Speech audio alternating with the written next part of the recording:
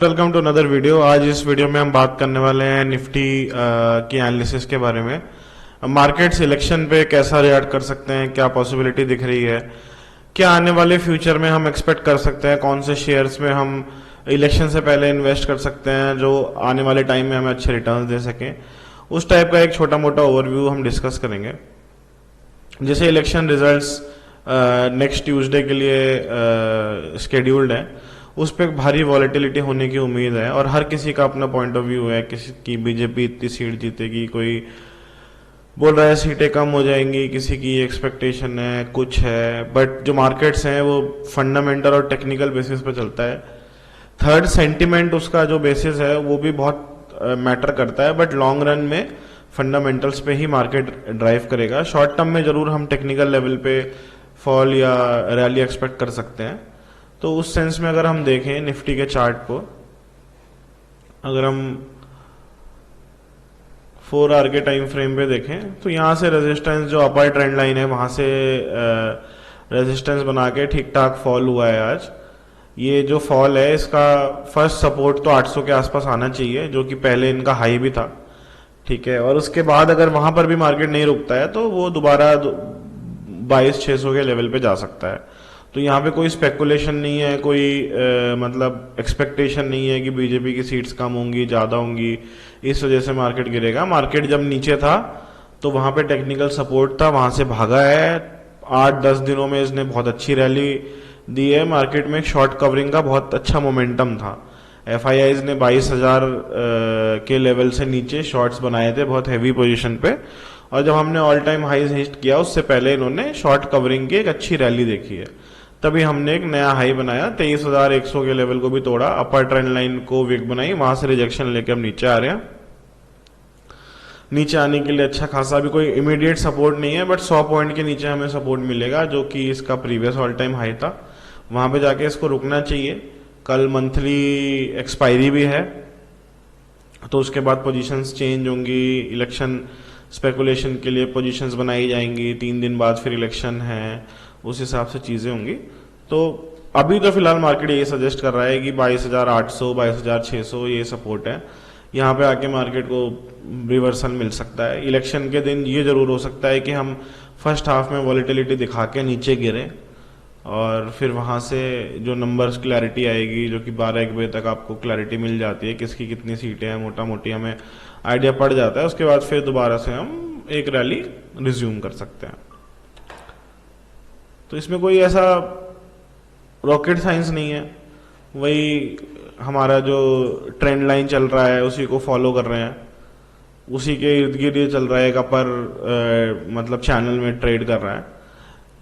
तो एक जो फंडामेंटल मतलब जो टेक्निकल लेवल पे एक जो चीज हमेशा हम देखते हैं वो यही है कि जब भी हम किसी बड़े मेजर लेवल को तोड़ते हैं तो ऐसा नहीं है कि शूशा करते हुए ऊपर एकदम 23,500 या वहां पहुंच जाएंगे।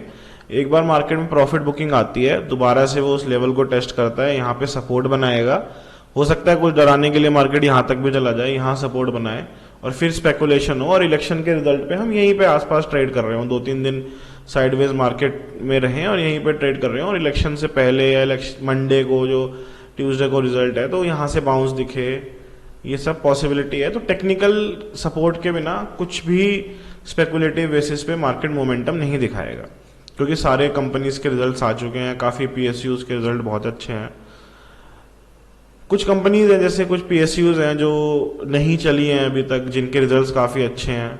कुछ पीएसयू बैंक है, जैसे ये शेयर है यूनियन बैंक। मैं ऐसी इसके पीयर्स एनालिसिस कर रहा था तो इसके फंडामेंटल्स पे एक बार नजर पड़ी। इनका भी रिसेंटली रिजल्ट आया था। इनके जो नंबर्स हैं वो कॉन्स्टेंटली इंप्रूव कर रहे हैं। अगर हम देखें प्री कोविड में 37,000 करोड़ का इनका मतलब रेवेन्यू था और ये 1 लाख करोड़ तक पहुंच चुका है। ठीक है, ऐसे ही इनके जो बॉटम लाइन है उसमें भी लगातार ट्रमेंडस इंप्रूवमेंट है। अपने हाईएस्ट एवर ईपीएस में पिछले 7-8 साल में ये बैठे हुए हैं। तो ये कंपनी फंडामेंटली स्ट्रांग है। अगर इसकी प्राइसिंग देखें, इसकी वैल्यूएशन देखें तो 8 रुपए के 8 के पी मल्टीपल पे अवेलेबल है। 1.9 का इसका डिविडेंड यील्ड है। Book value price to book 1.5 से भी कम है।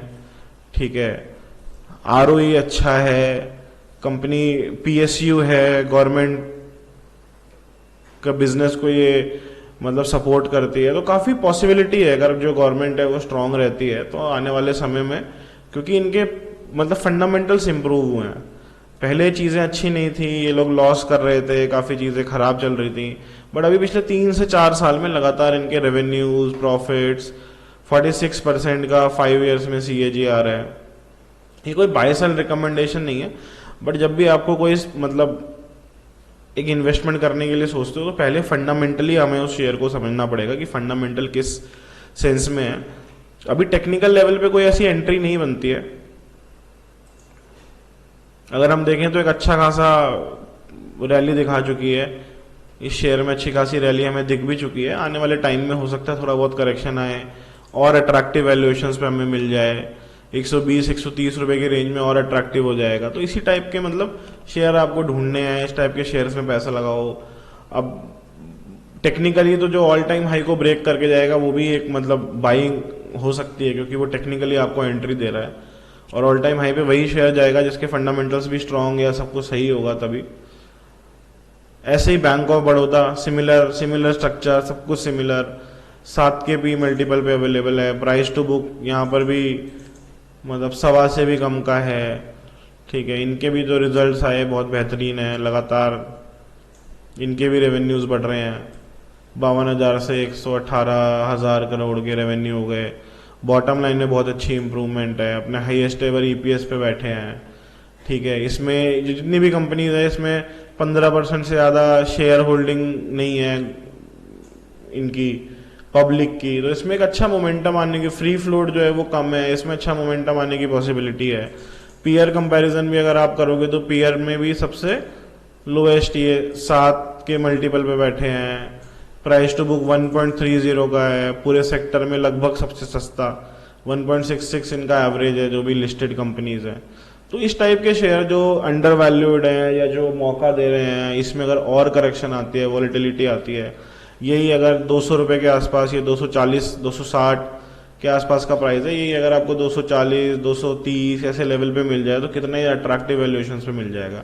साथ के साथ इनके फंडामेंटल्स इंप्रूव हो रहे हैं, सारी चीज़ें इनकी मजबूत होती जा रही है। ये मतलब जो बैंक्स हैं ये मजबूत होते जा रहे हैं, और अभी सुनने में आया है कि प्राइवेटाइजेशन ऑफ PSU बैंक सोच रही है जो रूलिंग गवर्नमेंट है। तो मतलब 99% तो श्योरिटी है जो रूलिंग गवर्नमेंट है वो अगेन पावर में आएगी। सारा स्पेकुलेशन इसके अराउंड हो रहा है कि कितनी सीट्स वो लाएंगे, कितने सीट्स की पॉसिबिलिटी है, कितने से क्या रिएक्शन होगा, वो सारी चीज़ें हैं।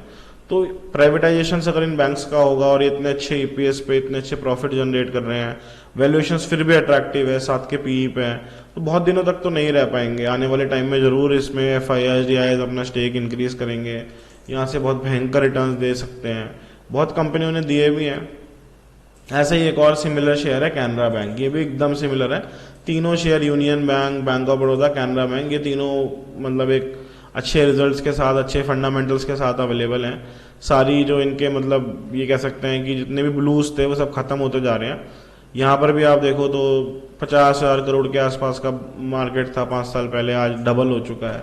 तो बहुत अच्छा कैगर ग्रोथ है इनके पास। प्रॉफिट वगैरह देखो, company has delivered a profit growth 90% in last 5 years. तो कितना बढ़िया मतलब इन्होंने इम्प्रूव करा है अपने आप को। आने वाले समय में ये जो वैल्यूएशंस हैं जो अभी डर्ट चीप हैं, ये ओवर एक्सपेंसिव जब कभी कभी, जैसे अब मार्केट्स ऑल टाइम हाई बनाएंगे, निफ्टी आने वाले टाइम में 25,000, जो भी मतलब लॉन्ग टर्म में हम सोचें, जो फंडामेंटल स्ट्रॉन्ग कंपनीज हैं उसमें आपको अगर वैल्यूएशन अच्छी मिल रही है तो वहाँ एंट्री लेने का अच्छा मौका है।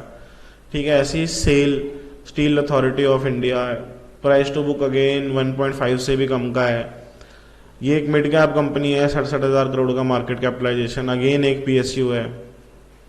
इनके भी रिजल्ट्स काफ़ी अच्छे हैं,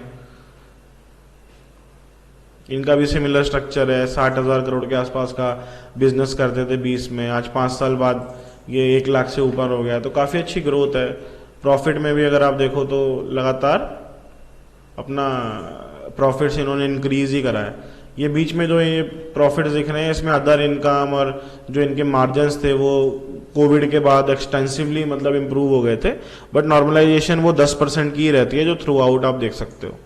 ठीक है, तो उसमें जो सस्टेनेबल ग्रोथ है वो इसी लेवल पे रहेगी।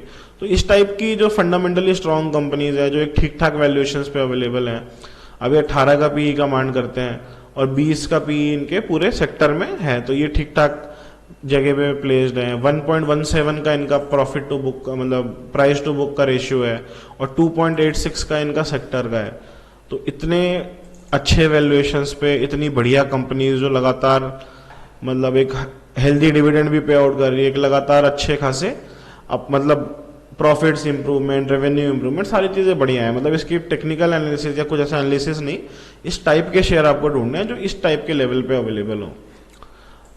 इसी टाइप से हिंडाल्को है, हिंडाल्को का भी रिजल्ट अच्छा है, सारी चीज़ें बढ़िया हैं। 15 का पी है, 1 पॉइंट समथिंग 1.5 से भी कम का इसका प्रॉफिट टू मतलब प्राइस टू बुक वैल्यू है।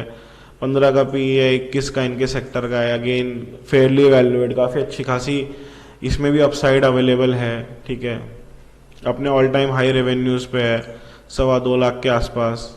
ठीक है, ऑल टाइम हाई अपने ये ईपीएस पे है, सारी चीज़ें ऑल टाइम हाई प्रॉफिट्स पे है, सारी चीज़ें इनकी अच्छी खासी इंप्रूव हो रही है। सब कुछ पिछले 3-4 साल में अच्छे खासे रिटर्न्स दिए हैं, और जो कंपनी के पास जो मतलब जो भी डेप्ट रहा होगा, जो भी चीज़ें रही होंगी, वो सब इंप्रूव हुई हैं धीरे धीरे।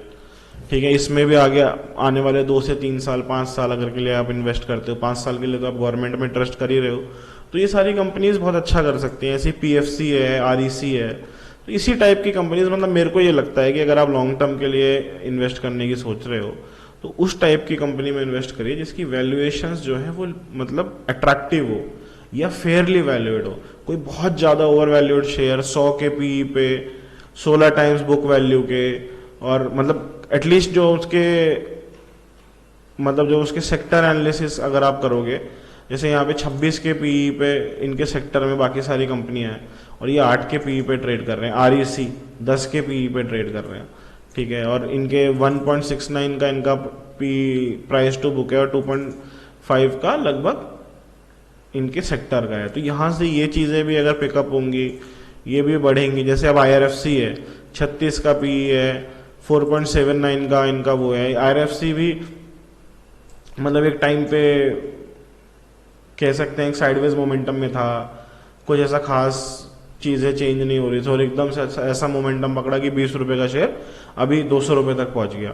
इसी टाइप की ये कंपनीज हैं, जब इसमें मतलब पिकअप होंगी चीज़ें, जैसे लोग स्टेक लेना स्टार्ट करेंगे, रिजल्ट्स तो आ ही रहे अच्छे, बट अभी फेयरली वैल्यूएड है, जैसे ये ओवर वैल्यूएड होंगे तो आप यहाँ से एक अच्छा रिटर्न लंबे समय में बना सकते हैं। तो ये मेरी इस टाइप के शेयर्स में बेटर रहेगी। मेरे को नहीं लगता कि अडानी और अंबानी शेयर्स में आप स्पेकुलेशन करके या लॉन्ग टर्म में कुछ बहुत बड़ा अचीव कर सकते हैं। पहले तो मतलब अगर कुछ भी सरप्राइज आता है मार्केट में तो एक नेगेटिव साइड जाने का ज़्यादा चांस है, क्योंकि अगर आप निफ्टी का भी चार्ट देखो तो यहाँ रेजिस्टेंस के पास ही हम खड़े हैं। सपोर्ट के लिए हमें पहले थोड़ा नीचे आना पड़ेगा, फिर बाउंस करना पड़ेगा, उसके बाद डिसाइसिवली इस ट्रेंड लाइन को तोड़ के उसके बाद हम अपवर्ड चैनल में जा सकते हैं। तो ऐसा कोई कॉल लेके मत बैठ जाना कि भाई अगले मंगलवार को तो बल्ले बल्ले होने वाली है, ऐसा नहीं है। जब तक टेक्निकल सपोर्ट नहीं करते, फंडामेंटल और टेक्निकल दोनों सपोर्ट नहीं करते, सेंटिमेंट से आप कुछ नहीं कर सकते। सेंटिमेंट हमेशा नेगेटिव रहा जब कोविड के केसेस बढ़ते रहे, सेकेंड टाइम में जब सेकेंड वेव आई हमेशा नेगेटिव सेंटिमेंट से, आज इतने केस हो गए, इतनी डेट होगी, बट मार्केट ने हमेशा एक नया हाई बनाया। 2019 में भी बीजेपी गवर्नमेंट दोबारा री इलेक्ट होकर आई थी, मार्केट ने कोई रिएक्शन नहीं दिया।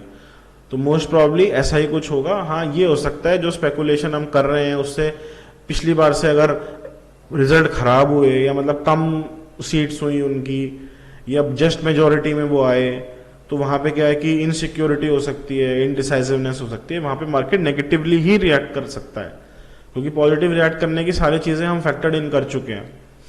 ठीक है, तो यही थी एनालिसिस। अगर आपको और कोई पॉइंट लगता हो जो मेरे से मिस हो गया तो आप कमेंट करके बता सकते हैं। और बाकी फंडामेंटली स्ट्रॉन्ग स्टॉक्स में इन्वेस्टेड रहिए। लॉन्ग टर्म में हम एक बुल मार्केट में हैं, लॉन्ग टर्म में जरूर अच्छा खासा पैसा बनेगा। जहाँ वैल्यूएशंस थोड़े से फेयर हो वहाँ पे पैसा लगाने की कोशिश करिए। किसी के टिप्स के ये जितने भी शेयर मैंने बताए ये सिर्फ मैं अपने वॉच लिस्ट में रखता हूँ, अच्छे शेयर्स हैं, और धीरे धीरे करके सब में पैसा लगाने की कोशिश कर रहा हूँ। तो वो सारी चीज़ें हैं। ठीक है, कोई बाय सेल रिकमेंडेशन नहीं थी, कोई टिप्स या कुछ नहीं है, ये टेक्निकल लेवल्स हैं। जब यहाँ पर भी था तब भी मैंने ये वीडियो बना के बताया था कि ये सपोर्ट के पास है, हम यहाँ से बहुत ज़्यादा गिरने की पॉसिबिलिटी नहीं है। अभी अगेन हम रेजिस्टेंस के पास है, अभी यहाँ से कोई मिरेकल नहीं हो सकता, सारी बड़ी कंपनियों के रिजल्ट्स आ चुके हैं, सब कुछ फैक्टर्ड इन है। कुछ शॉर्ट कवरिंग थी इसलिए हम यहाँ से बहुत जल्दी यहाँ पे आ गए, इस वजह से भी ये जो वापस हम मेन रिवर्सल कर रहे हैं। बट ये जो पॉइंट है 22,800 और 22,600 ये सपोर्ट है अभी फिलहाल के लिए। मंथली एक्सपायरी खत्म होने के बाद हो सकता है हम यहाँ पर हों या इसके आसपास हों। ये मेरी टेक्निकल लेवल पे प्रिडिक्शन है, वो मेरी खुद के एनालिसिस है, मैं उसके हिसाब से ट्रेड्स वगैरह करता हूँ, तो इसलिए ठीक है। चलिए फिर मिलते हैं अगली वीडियो में। अगर आपको पसंद आई हो तो लाइक करिए, कमेंट करिए, सब्सक्राइब करिए, और किसी शेयर को जो आपको लगता है कि अंडर वैल्यूड है, इन्वेस्टमेंट फ्रेंडली है, या आप उसके बारे में और जानना चाहते हैं तो कमेंट करके जरूर बताइएगा। Thank you.